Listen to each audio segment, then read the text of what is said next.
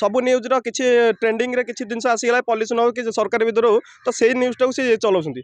ହ୍ୟୁମାନ ଭାଇ ଚାଲିଗଲା ଟାଇମ୍ରେ ସାଙ୍ଗେ ସାଙ୍ଗେ ସବୁ ମିଡ଼ିଆ ବାଲା ଆସିକି ସେ ଜାଗାରେ ମାନେ ହେଇଗଲେ ହ୍ୟୁମାନ ଭାଇ ହେଲେ। କିନ୍ତୁ ଆଜିକା ଯେଉଁ ଡେଟ୍ରେ କେହି ହ୍ୟୁମାନ ଭାଇ କଥା ପଚାରନାହାନ୍ତି। ଫାର୍ଷ୍ଟ ଟାଇମ୍ ଆପଣ ପଚାରିଲେ। ହ୍ୟୁମାନ ସାଗର ଭାଇଙ୍କୁ ପାଖରୁ ଜାଣିଛନ୍ତି, ତାଙ୍କ ସାଙ୍ଗରେ ମିଶିଛନ୍ତି, କ'ଣ କହିବେ କେମିତିକା ମଣିଷ ସେ ଫାର୍ଷ୍ଟ କ'ଣ କହିବାକୁ?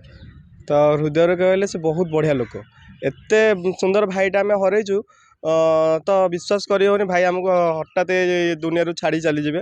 ଆଉ ସେ ଡାଇମଣ୍ଡ ଭଳି ଜଣେ ଭାଇ ଥିଲେ, ଗୋଟେ ଡାଇମଣ୍ଡ। ଓଡ଼ିଶା ତ ଏମିତି ଗୋଟେ ସୁନାମଧନ୍ୟ କଣ୍ଠଶିଳ୍ପୀକୁ ସେ ହରେଇ ବସିଲା। ଆଉ କିନ୍ତୁ ଆମେ ବହୁତ ମର୍ମାହିତ ହେଇଛୁ। ତାଙ୍କ ପାଖରେ ତାଙ୍କ ମ୍ୟାନେଜର ରହୁଥିଲେ ଦିନେଶ, ପପୁ, ଏମାନେ ସବୁ ଯେଉଁ ରହୁଥିଲେ, ତାଙ୍କ ମାଆ ଅଭିଯୋଗ ଆଣିଲେ କି ସେମାନେ ତାଙ୍କ ପଇସା ପତ୍ର ସବୁ ଖାଇଛନ୍ତି, ତାଙ୍କ ଦେହ ଖରାପ ଥାଇକି ବି ତାଙ୍କୁ ଜବରଦସ୍ତି ଷ୍ଟେଜ୍କୁ ଚଢ଼ଉଥିଲେ। କ'ଣ କହିବେ, କଥାରେ କିଛି ସତ୍ୟତା ଅଛି ତାଙ୍କ ମାଆ ଯେଉଁ ଅଭିଯୋଗ ଆଣିଛନ୍ତି? ପ୍ରଥମେ ତ ଭାଇ ଆକ୍ଚୁଆଲି ବବୁଲ ଭାଇ ପାଖରେ ରହୁଥିଲେ, ତାପରେ ସିଏ ତାଙ୍କ ନିଜର ଗୋଟେ ଟିମ୍ କରିକି ନିଜେ କରିବେ ବୋଲି ଭାବିଲେ। ତ ସେତେବେଳେ ଯାଇକି ଦିନେଶ ସେ ତାଙ୍କର ମ୍ୟାନେଜମେଣ୍ଟ କଲେ। ତ ତାଙ୍କର ପଇସା ଖାଇବା ମ୍ୟାଟରଟା ସେଇଟା ତ ଆମେ କ୍ଲିୟର ନୁହଁ। ଯେହେତୁ ଆମେ ତାଙ୍କ ସାଙ୍ଗରେ ଯେତେବେଳେ ଆମର ଷ୍ଟୁଡ଼ିଓରେ କାମ ପଡ଼େ, ଆମେ ଯେହେତୁ ମ୍ୟୁଜିକ୍ ଭିଡ଼ିଓ କରୁଛୁ ତ ନିଜେ କ୍ୟାରେକ୍ଟର କରୁଛୁ, ଆମେ ହ୍ୟୁମାନ ଭାଇକୁ ବହୁତ ଭଲ ପାଉ। ତାଙ୍କ କଣ୍ଠରେ ଯେତିକି ମାନେ ଭଲ ଭଲ ଗୀତ ହୁଏ, ସ୍ୟାଡ଼ ଗୀତ, ତ ସେଇଟା ସେଇ ଜାଗାରେ ଆମେ ଭାଇ ବହୁତ ମିଶୁଛୁ। ତ ପର୍ସନାଲ ବ୍ୟକ୍ତିଗତ ଭାବରେ ତାଙ୍କର ଆକାଉଣ୍ଟ ଯିବା, ପଇସା ଯିବା ଆସିବା, ତ ସେଇଠି ସେ ବିଷୟରେ ଆମେ ଏତେ ନଲେଜ ନାହିଁ ଆମର। ହ୍ୟୁମାନ ଭାଇ କୁହନ୍ତି କି ଡାଇରେକ୍ଟ ମାନେ ଫୋନ୍ ପେରେ ନିଅନ୍ତିନି, ସେ କ୍ୟାସ୍ ଆକାରରେ ନିଅନ୍ତି। ଆଉ ଦିନେଶ ଯିଏ ଥିଲେ ତାଙ୍କୁ ଜବରଦସ୍ତି ଷ୍ଟେଜ୍ ଚଢ଼ଉଥିଲେ ତାଙ୍କ ଦେହ। ପ୍ରାୟ ଜାଗାରେ ଫୋନ୍ ପେରେ ନିଅନ୍ତି, ପ୍ରାୟ ଜାଗାରେ କ୍ୟାସ୍ ଆକାରରେ ବି ନିଅନ୍ତି। ତାହେଲେ ସବୁ ଜାଗାରେ କ୍ୟାସ୍ ନିଅନ୍ତିନି କି ସବୁ ଜାଗାରେ ଫୋନ୍ ପେରେ ନିଅନ୍ତିନି। ତାଙ୍କ ଦେହ ଖରାପ ଥାଇ ବି ତାଙ୍କୁ ଷ୍ଟେଜ୍କୁ ଚଢ଼ଉଥିଲେ, ଜବରଦସ୍ତି କାମ କରିବା ପାଇଁ ପ୍ରେସର ଦେଉଥିଲେ ତାଙ୍କ ମ୍ୟାନେଜର ମାନେ, ତାଙ୍କୁ ଏମିତିକି ବାଡ଼ଉଥିଲେ ବୋଲି ବି କଥା ଉଠୁଥିଲା। ନା ସେଇଟା ମିଛ କଥା। ଆକ୍ଚୁଆଲି ସେ କେହି ବାଡ଼ଉ ନଥିଲେ। ତ ସିଏ ହଁ ମାନୁଛି ତାଙ୍କ ଦେହ ଖରାପ ଥିଲା, ଯେହେତୁ ସେ କଳାକୁ ବହୁତ ଭଲ ପାଆନ୍ତି, ସେ ସଙ୍ଗୀତକୁ ବହୁତ ଭଲ ପାଆନ୍ତି, ଆଉ ପବ୍ଲିକ୍ ମାନେ ବହୁତ ମାତ୍ରାରେ ଭଲ ପାଆନ୍ତି। ତ ସେଥିପାଇଁ ସେ ଷ୍ଟେଜ୍ ସେ ଚଢ଼ୁଥିଲେ, ତାଙ୍କ ଇଚ୍ଛାରେ ଚଢ଼ୁଥିଲେ। ତାଙ୍କ ଇଚ୍ଛାରେ ହିଁ ଚଢ଼ୁଥିଲେ। ଗୋଟେ ଭିଡ଼ିଓ ଭାଇରାଲ ହେଇଥିଲା ସେ ଗଲା ପରେ କି, ଯେଉଁଟାକି ସେ ଷ୍ଟେଜ୍ରେ ବି କହିଛନ୍ତି କି ତାଙ୍କ ଦେହ ଭଲ ନାହିଁ। ହଁ, ଆଉ ଭଲ ନଥିଲା, ତାଙ୍କ ଦେହ ଭଲ ନଥିଲା। ଆଉ ଦିନେଶ କହିଲେ ବୋଲି ସେ ଷ୍ଟେଜ୍କୁ ଯାଇଥିଲେ। ନା ଆକ୍ଚୁଆଲି ସେଦିନ ସତ କଥା କହିଲେ, ଯେଉଁ ଦିନେଶ ଭାଇ ଆକ୍ଚୁଆଲି ଯେ ଥିଲେ, ଯେଉଁ ଦିନେଶ ଯିଏ ସେ କହିଥିଲେ, କିନ୍ତୁ ବୁକିଂଟା ଭାଇ ସେ ଆଗରୁ ବୁକିଂଟା କରିଦେଇଥିଲେ। ତ ସେ କେବେ ଚାହୁଁନଥିଲେ ତାଙ୍କ ଦର୍ଶକକୁ ନିରାଶ କରିବା ପାଇଁ। ତ ସେଥିପାଇଁ ଦେହ ଖରାପ ସତ୍ତ୍ୱେ ତ ତାଙ୍କୁ କ୍ରେଡ଼ିଟ୍ ଦେବା ପାଇଁ ସେ କହିଥିଲେ କି ନାଇଁ ଦିନେଶ ସେ ଜାଗାରେ ମୋତେ ଡାକିଥିଲେ, କି ଦିନେଶ କଥା ରଖିଲି, ଆଉ ଆପଣମାନଙ୍କ କଥା ରଖିକି ମୁଁ ଏଇ ଷ୍ଟେଜ୍ରେ ଛିଡ଼ା ହେଇଛି। ଦିନେଶକୁ ଭଲ ହଁ ଭଲ ବୋଲି କହିଥିଲି ବାସ୍। ଭାଇ ଆଉ ଗୋଟେ ଜିନିଷ, ତାଙ୍କ ମାଆ ଯେଉଁଟା ବଡ଼ ଅଭିଯୋଗ ଆଣିଛନ୍ତି, ସବୁଠୁ ବଡ଼ ଅଭିଯୋଗ ଯେଉଁଟା, ଗାୟିକା ଯେଉଁ ଅର୍ପିତା ଚୌଧୁରୀ, ଆଜ୍ଞା, ସିଏ ତାଙ୍କ ସହ ରିଲେସନ୍ରେ ଥିଲେ, ତାଙ୍କର ସବୁ ପଇସା ପତ୍ର ନେଇଯାଇଛନ୍ତି। ହଁ ସେଇଟା ତ ବର୍ତ୍ତମାନ ତଦନ୍ତରେ ଚାଲିଛି। ଆମର 100% ମାନେ ଦୃଢ଼ ଉକ୍ତି ଦେଇ କହିବୁ କି ତ ସେଇଟା ତାର କିଛି ହାତ ଅଛି। ଅର୍ପିତାଙ୍କର ହଁ ଆଜ୍ଞା। ଜାଣିଛନ୍ତି କି ଦେଖିଛନ୍ତି କି ଅର୍ପିତାଙ୍କୁ ହ୍ୟୁମାନଙ୍କ ସାଙ୍ଗରେ ରିଲେସନ୍ ରହିବା, ତାଙ୍କ ଘରକୁ ଯିବା ଆସିବା, ଯେଉଁଟା ତାଙ୍କ ମାଆ କହୁଛନ୍ତି ସେ ନିଜେ ଦେଖିଛନ୍ତି? ହଁ, ଯିବା ଆସିବା ତ ତାଙ୍କର ସେ କରନ୍ତି, ତାଙ୍କ ଘରକୁ ଯିବା ଆସିବା କରନ୍ତି। ରିଲେସନସିପ୍ ଆମେ ଥୋଡ଼ି ଆମେ ସବୁ ଜିନିଷ ଦେଖିପାରିବୁ। ହଁ, କିଛି ଥିଲା, ନିଆଁ ନଥାଇକି ଧୂଆଁ ଉଠିଲାଣି କି ତ ଅଛି। ଆଜ୍ଞା। କିନ୍ତୁ ତାଙ୍କ ମାଆ ଯାହା କେସ୍ ଦେଇଛନ୍ତି ତ ତାହାର ପୋଲିସ ନିହାତି ଅନୁସନ୍ଧାନ କରିବ, ଆଉ ପ୍ରକୃତ ଦୋଷୀ ନିହାତି ଜଣାପଡ଼ିବ। ଏଇଟା ଆମର ଆଶା ଅଛି ଓଡ଼ିଶା ପୋଲିସ ପାଖରେ।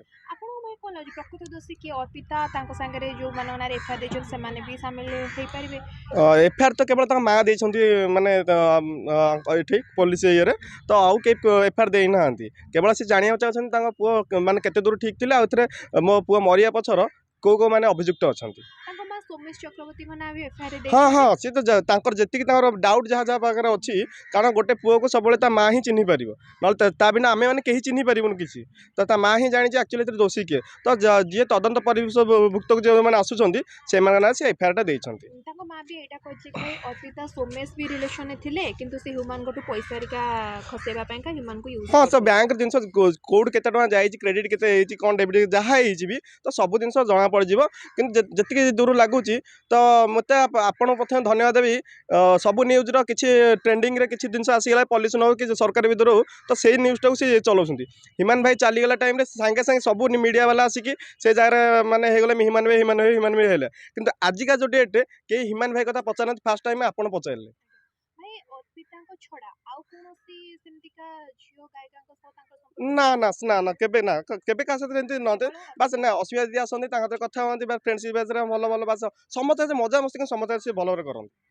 କିନ୍ତୁ ଯେତିକି ଆମେ ମାନେ ଭିତରୁ ଜାଣିଛୁ ତ ସେ କିଛି ନା କିଛି ତାଙ୍କ ହାତରେ ଥିଲା। ଆଜ୍ଞା।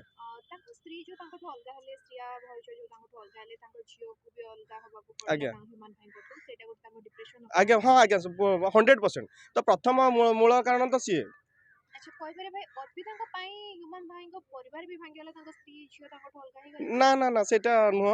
ଆକ୍ଚୁଆଲି ତାଙ୍କର କିଛି ମିସ୍ଅଣ୍ଡରଷ୍ଟାଣ୍ଡିଂ ଫ୍ୟାମିଲି ପ୍ରୋବ୍ଲେମ୍ ଥିଲା, ତ ସେଥିପାଇଁ ସେମାନେ ସେ ଡିଷ୍ଟାନ୍ସ ମେଣ୍ଟେନ୍ କଲେ ଭାଇଙ୍କଠୁ। ତାପରେ ସେ ମେଣ୍ଟାଲି ସେ ହାରାସମେଣ୍ଟ ହେଇଗଲେ। ତାପରେ ସେ ଯେହେତୁ ଗୋଟେ ଓଡ଼ିଶାରେ ଏତେ ତାଙ୍କ ଭଲ ପାଇବା ଅଛି, ଲୋକ ଜାଣିଛନ୍ତି, ତ ସେ ବାଧ୍ୟ ହେଇକି ସେ କିଛି ନା କିଛି କାହା ସାଙ୍ଗରେ ମାନେ କଥାବାର୍ତ୍ତା କି ଫ୍ରେଣ୍ଡସିପ୍ ଆଗକୁ ଗତି କଲେ, ନହେଲେ ସେ କାହିଁ ଯାଇଥାନ୍ତେ। ଶ୍ରିୟା ଭାଉଜଙ୍କ ସାଙ୍ଗେ ଅଲଗା ହେବା ପରେ ଆଜ୍ଞା ଆଜ୍ଞା ଆଜ୍ଞା ତାହେଲେ କହିପାରିବେ କୋଉଠି ନା କୋଉଠି ଶ୍ରିୟା ଭାଉଜଙ୍କର ବି ଟିକେ ଭୁଲ ଆଜ୍ଞା ରହିଯାଉଛି ଷ୍ଟାର୍ଟିଂ ତ ତାଙ୍କର ଭୁଲ ରହିଛି। ତାଙ୍କ ଯୋଗୁଁ ଆଜ୍ଞା ଆଜି ହଁ, ହ୍ୟୁମାନ ଭାଇ ଆପଣ ଓଡ଼ିଶା ସାରା ଲୋକ ଜାଣିଛନ୍ତି ତାଙ୍କର ହିଁ ପ୍ରଥମେ ଭୁଲ ଅଛି। କି ଭାଇ କଣ ମାନେ ଆପଣଙ୍କ ହିସାବରେ କେମିତିକା ତଦନ୍ତ ହବା ଦରକାର, ପ୍ରକୃତ ଦୋଷୀ କିଏ ସେ ସାମ୍ନାକୁ ଆସିବା ଦରକାର କି ନାହିଁ? ହଁ ନାଇଁ ନିହାତି ଯେହେତୁ ତାଙ୍କ ମା ସବୁବେଳେ କହୁଛନ୍ତି, ଏବେ ବି ଆମ କଟକର ଅନୁଭବ ଭାଇ ବି କହିଛନ୍ତି କି ଏଇ ତଦନ୍ତଟା 100% ହେବା ଦରକାର, ଆଉ ପୁରା ସ୍ପେଶାଲ ତଦନ୍ତ ହେବା ଦରକାର।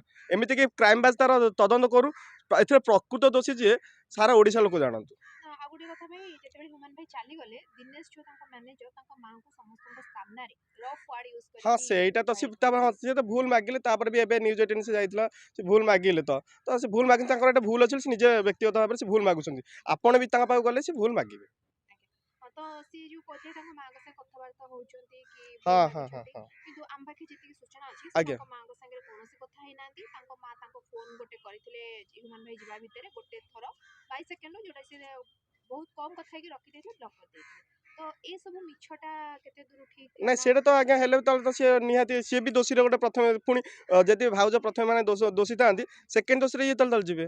ଦିନେଶ ଆଜ୍ଞା ନିହାତି ଦିନେଶ ଦୋଷ ତାହେଲେ ତାମାନେ ଯଦି ସବୁ ମିଡ଼ିଆରେ ମୋ ମାଙ୍କ ସାଙ୍ଗରେ ବାରମ୍ବାର କଥା ହେଉଛି, ଆପଣ ତ ଦେଖିଛନ୍ତି କି ମୋବାଇଲ, ସେ କହୁଛନ୍ତି, ଯଦି ଆପଣଙ୍କ ତଦନ୍ତ ଠିକ୍ ଅଛି, ତାହେଲେ ଦିନେଶ ବି ସେଥିରେ ଦୋଷୀ ହେଲେ ସ୍ୱୀକାର ତ କରିବା କଥା ନିହାତି।